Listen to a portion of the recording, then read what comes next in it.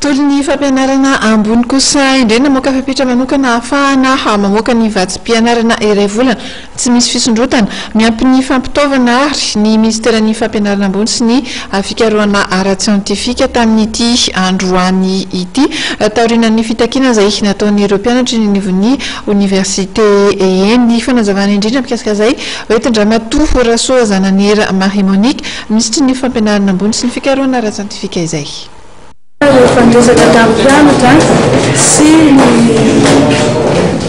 tampianatra sy ny président de l'université sy staff-ny amin'ny université dia mitady ny vahaolana dia voalohany aloha ny zavatra mivoatra tao dia hoe ny fitakiana 100% ny bourse moa dia zavatra tsy vitan'ny ministère irery zany satria zany bourse zany dia national fa tsy hoe amin'ny université irery ihany fa tsy ny ministère l'enseignement supérieur irery ihany mahavita hianapaka an'izay indrindra moa fa amin'izao contexte mbola misy ny fireneny izao fa ny zavatra azo ny ministère natao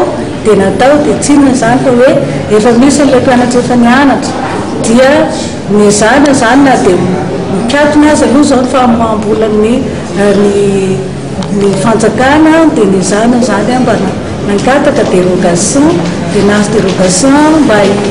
hamoahana an'ilay bourse mpianatra izay zaka aloha miaraka amin'ny équipement bourse mpianatra miaraka amin'ny équipement dia hoe maninona tsy natao hatramin'izay satria dia hoe miandry ny mba procédure normale hoe miandry ny fivoahany fisokafan'ny fandavana volan'ny fanjakana zany saingy moa le fangatahan'ny mpianatra moa zany dia zay aloha ny zakan'ny fanjakana amin'izao fa efa miteny aho hoe raha ny fitombony fandrotana ny vatsim-pianarana dia tsy maintsy hoentina eo amin'ny gouvernement sy conseil des ministres fa tsy vitako sasany